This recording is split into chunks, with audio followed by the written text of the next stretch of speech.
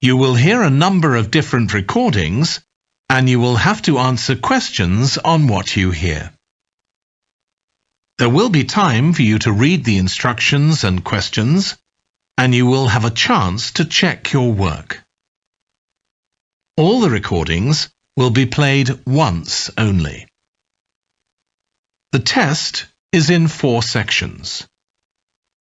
At the end of the test, you will be given 10 minutes to transfer your answers to an answer sheet. Now turn to Section 1.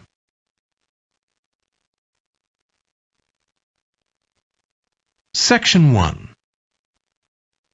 You will hear a woman talking to a doctor at a clinic about a medical problem. First, you have some time to look at questions 1 to 4.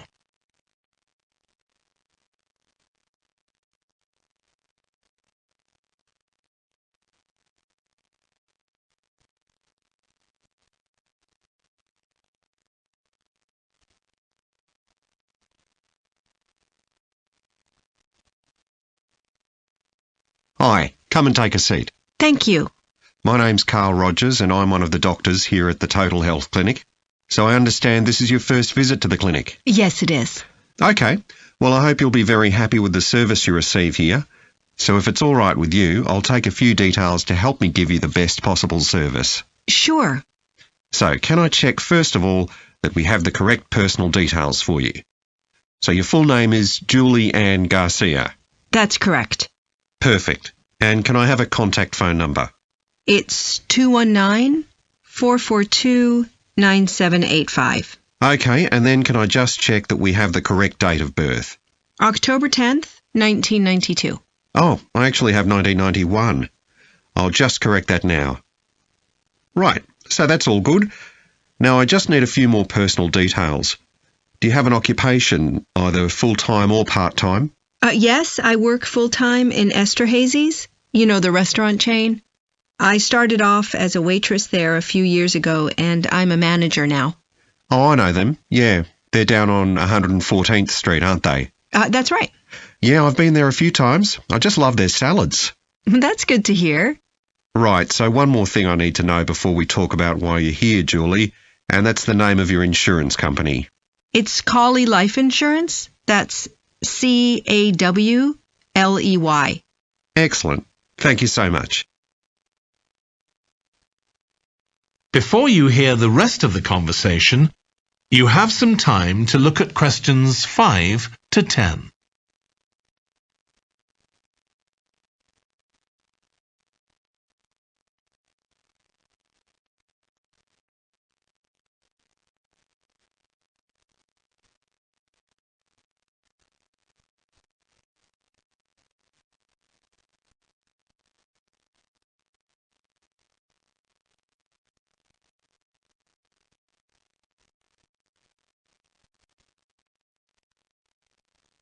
Now listen and answer questions 5 to 10.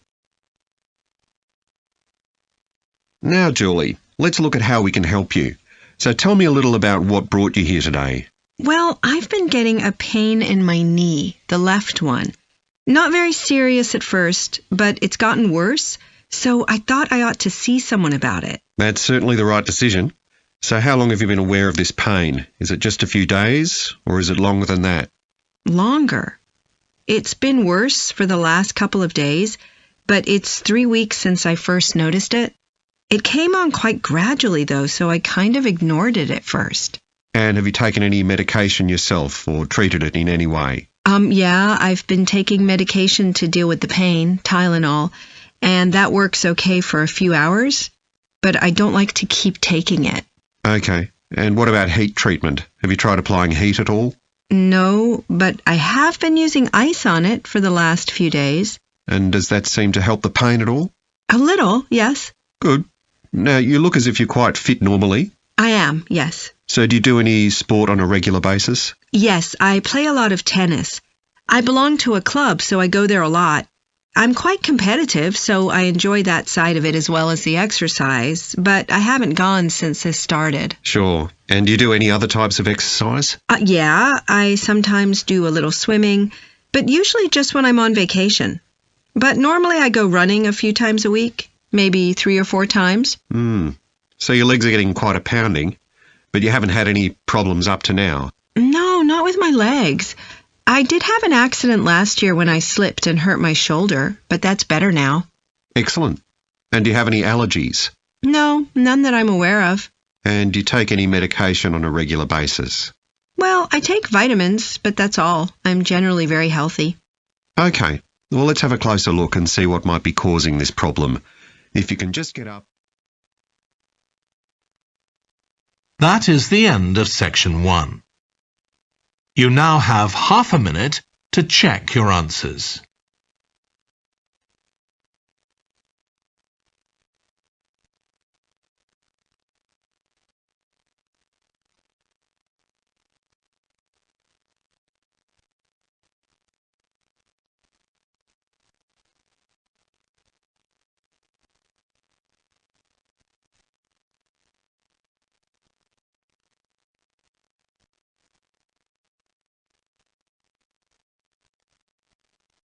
Now turn to section 2.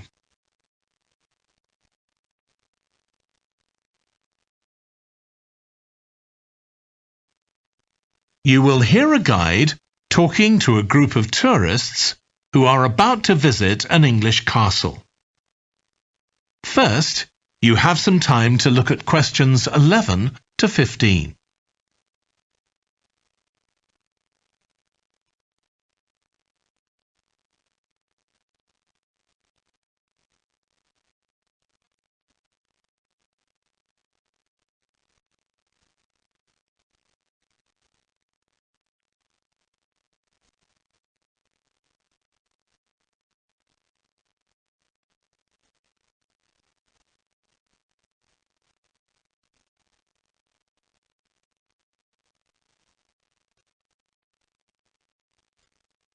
Now listen carefully and answer questions 11 to 15.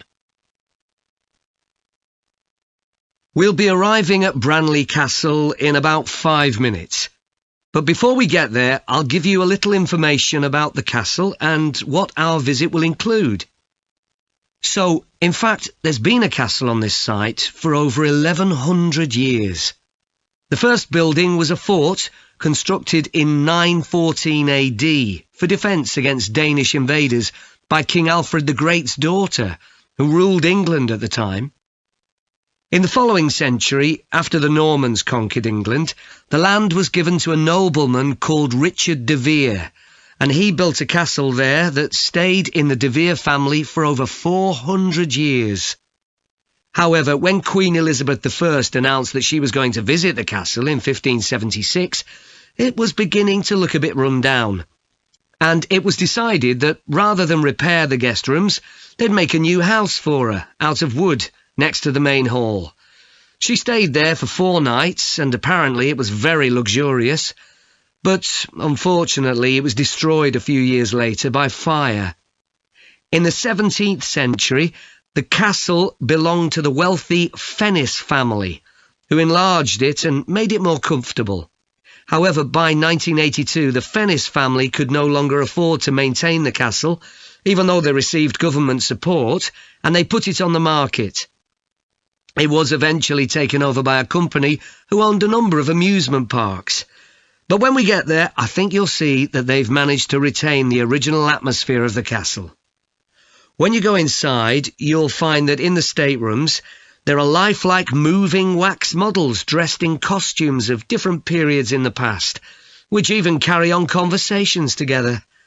As well as that, in every room, there are booklets giving information about what the room was used for and the history of the objects and furniture it contains. The castle park's quite extensive. At one time, sheep were kept there, and in the 19th century the owners had a little zoo with animals like rabbits and even a baby elephant. Nowadays the old zoo buildings are used for public displays of paintings and sculpture. The park also has some beautiful trees, though the oldest of all, which dated back 800 years, was sadly blown down in 1987. Now, you're free to wander around on your own until 4:30, but then, at the end of our visit, we'll all meet together at the bottom of the great staircase. We'll then go on to the long gallery, where there's a wonderful collection of photographs showing the family who owned the castle 100 years ago having tea and cakes in a conservatory. And we'll then take you to the same place where afternoon tea will be served to you. Before you hear the rest of the talk, you have some time to look at questions 16 to 20.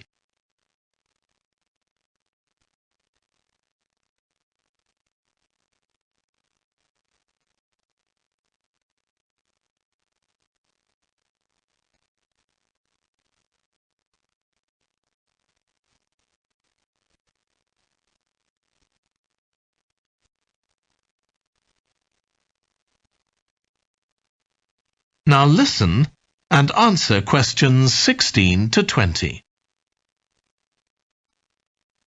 Now, if you can take a look at your plans, you'll see Branley Castle has 4 towers joined together by a high wall, with the river on 2 sides. Don't miss seeing the Great Hall. That's near the river in the main tower, the biggest one, which was extended and redesigned in the 18th century. If you want to get a good view of the whole castle, you can walk around the walls. The starting point's quite near the main entrance. Walk straight down the path until you get to the south gate, and it's just there. Don't go on to the north gate. There's no way up from there. There'll shortly be a show in which you can see archers displaying their skill with a bow and arrow.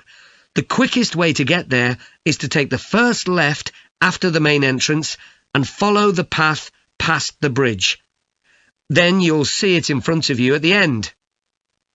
If you like animals, there's also a display of hunting birds, falcons and eagles and so on. If you go from the main entrance in the direction of the south gate, but turn right before you get there instead of going through it, you'll see it on your right, past the first tower. At 3 p.m, there's a short performance of traditional dancing on the outdoor stage. That's right at the other side of the castle from the entrance and over the bridge. It's about 10 minutes walk or so. And finally, the shop. It's actually inside one of the towers, but the way in is from the outside. Just take the first left after the main entrance, go down the path and take the first right. It's got some lovely gifts and souvenirs. Right, so we're just arriving. That is the end of section 2. You now have half a minute to check your answers.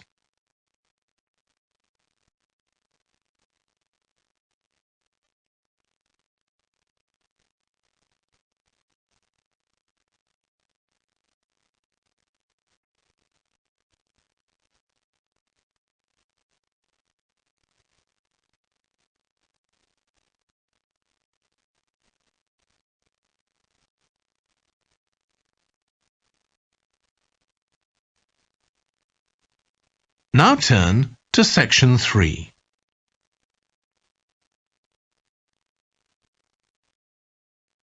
You will hear 2 environmental science students, called Rosie and Martin, discussing their presentation on an extinct animal called the woolly mammoth with their tutor. First, you have some time to look at questions 21 to 24.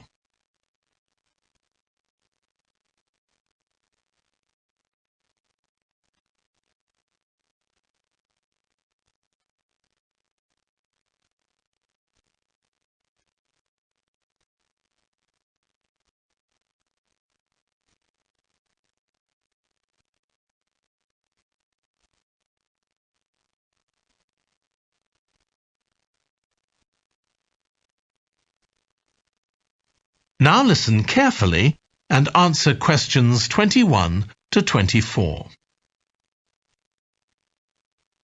So, Rosie and Martin, let's look at what you've got for your presentation on woolly mammoths. OK, we've got a short outline here. Thanks. So, It's about a research project in North America. Yes, but we thought we needed something general about woolly mammoths in our introduction to establish that they were related to our modern elephant, and they lived thousands of years ago in the last ice age. Maybe we could show a video clip of a cartoon about mammoths, but that'd be a bit childish. Or we could have a diagram. It could be a timeline to show when they lived, with illustrations. Or we could just show a drawing of them walking in the ice. No, let's go with your last suggestion. Good. Then you're describing the discovery of the mammoth tooth on St. Paul's Island in Alaska and why it was significant. Yes, the tooth was found by a man called Russell Graham. He picked it up from under a rock in a cave. He knew it was special. For a start, it was in really good condition, as if it had been just extracted from the animal's jawbone. Anyway, they found it was 6,500 years old. So why was that significant? Well, the mammoth bones previously found on the North American mainland were much less recent than that, so this was really amazing. Then we're making an animated diagram to show the geography of the area in prehistoric times. So, originally, St. Paul's Island wasn't an island. It was connected to the mainland, and mammoths and other animals, like bears, were able to roam around the whole area. Then the climate warmed up and the sea level began to rise, and the island got cut off from the mainland. So those mammoths on the island couldn't escape. They had to stay on the island. And in fact, the species survived there for thousands of years after they'd become extinct on the mainland. So why do you think they died out on the mainland? No one's sure. Anyway, next we'll explain how Graham and his team identified the date when the mammoths became extinct on the island. They concluded that the extinction happened 5,600 years ago, which is a very precise time for a prehistoric extinction. It's based on samples they took from mud at the bottom of a lake on the island. They analysed it to find out what had fallen in over time, bits of plants, volcanic ash, and even DNA from the mammoths themselves. It's standard procedure, but it took nearly 2 years to do. Before you hear the rest of the discussion, you have some time to look at questions 25 to 30.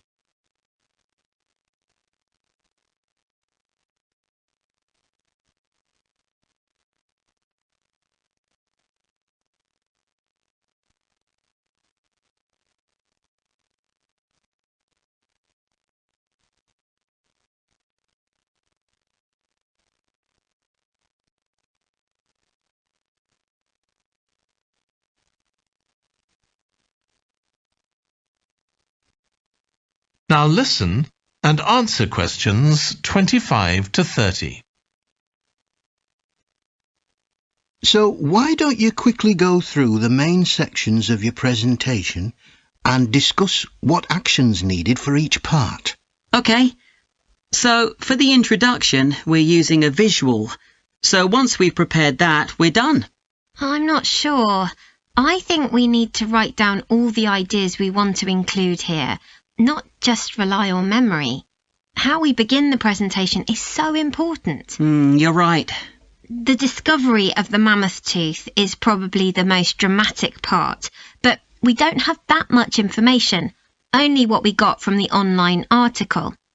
I thought maybe we could get in touch with the researcher who led the team and ask him to tell us a bit more. Great idea.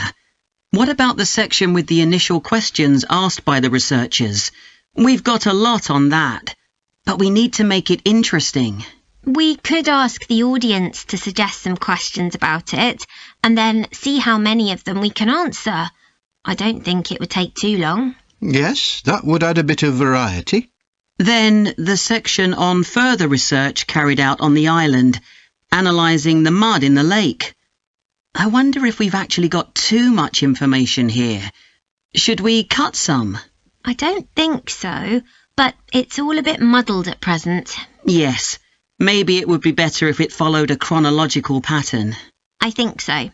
The findings and possible explanations section is just about ready, but we need to practice it so we're sure it won't overrun. I think it should be okay, but yes, let's make sure. In the last section, relevance to the present day, you've got some good ideas, but this is where you need to move away from the ideas of others and give your own viewpoint. Okay, we'll think about that. Now, shall we show you some of the...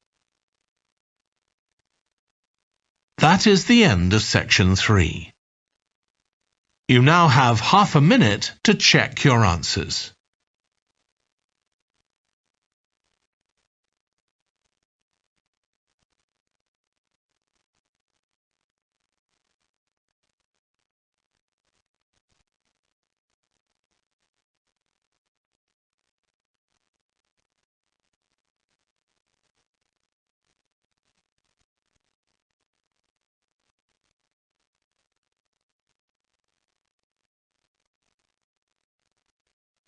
Now turn to section 4.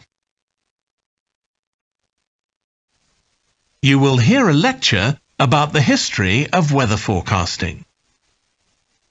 First, you have some time to look at questions 31 to 40.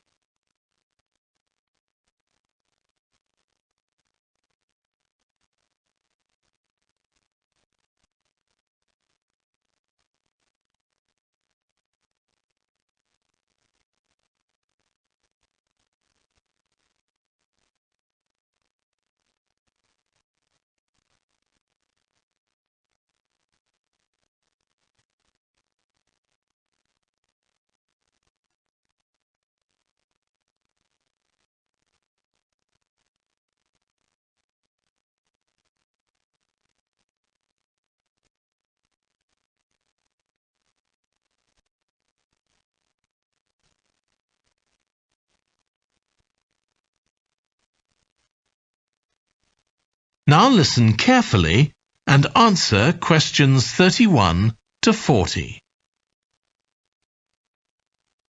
In this series of lectures about the history of weather forecasting, I'll start by examining its early history. That'll be the subject of today's talk. Okay, so we'll start by going back thousands of years. Most ancient cultures had weather gods, and weather catastrophes, such as floods, played an important role in many creation myths. Generally, weather was attributed to the whims of the gods, as the wide range of weather gods in various cultures shows. For instance, there's the Egyptian sun god Ra, and Thor, the Norse god of thunder and lightning. Many ancient civilizations developed rites such as dances in order to make the weather gods look kindly on them. But the weather was of daily importance. Observing the skies and drawing the correct conclusions from these observations was really important. In fact, their survival depended on it. It isn't known when people first started to observe the skies, but at around 650 BC, the Babylonians produced the first short-range weather forecasts, based on their observations of clouds and other phenomena. The Chinese also recognized weather patterns, and by 300 BC, astronomers had developed a calendar which divided the year into 24 festivals, each associated with a different weather phenomenon. The ancient Greeks were the first to develop a more scientific approach to explaining the weather. The work of the philosopher and scientist Aristotle in the 4th century BC is especially noteworthy, as his ideas held sway for nearly 2,000 years. In 340 BC, He wrote a book in which he attempted to account for the formation of rain, clouds, wind, and storms. He also described celestial phenomena such as halos, that is, bright circles of light around the sun, the moon, and bright stars, and comets.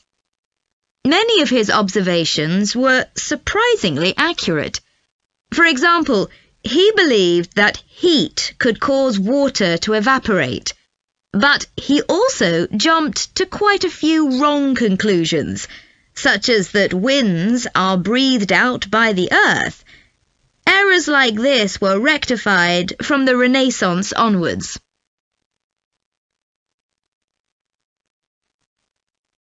For nearly 2,000 years, Aristotle's work was accepted as the chief authority on weather theory.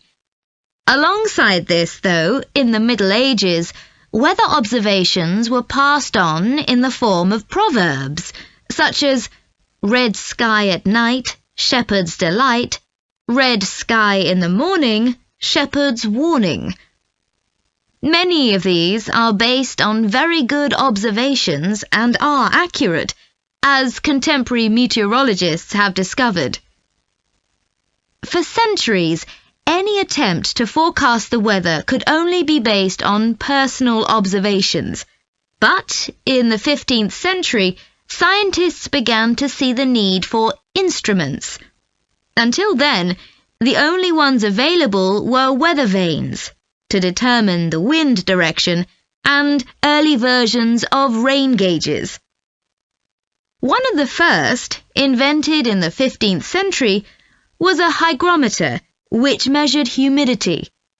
This was one of many inventions that contributed to the development of weather forecasting. In 1592, the Italian scientist and inventor Galileo developed the world's first thermometer. His student Torricelli later invented the barometer, which allowed people to measure atmospheric pressure.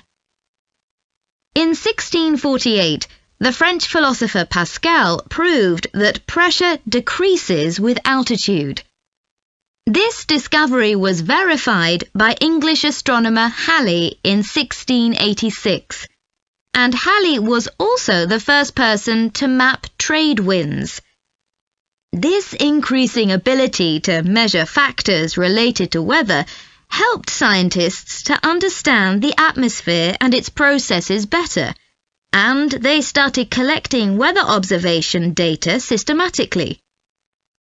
In the 18th century, the scientist and politician Benjamin Franklin carried out work on electricity and lightning in particular, but he was also very interested in weather and studied it throughout most of his life.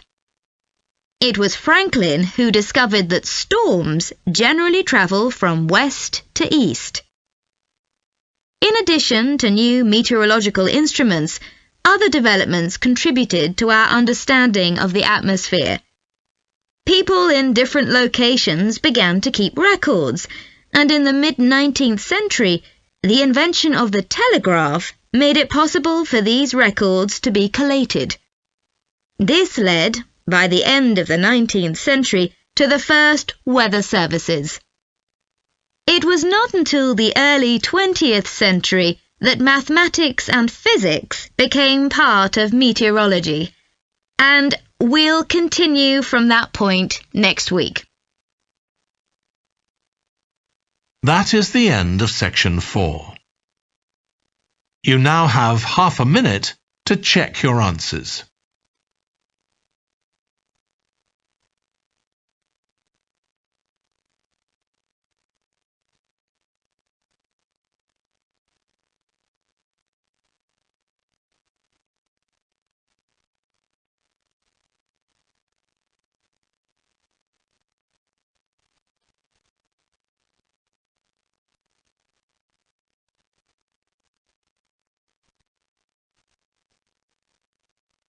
That is the end of the listening test. In the IELTS test, you would now have 10 minutes to transfer your answers to the answer sheet.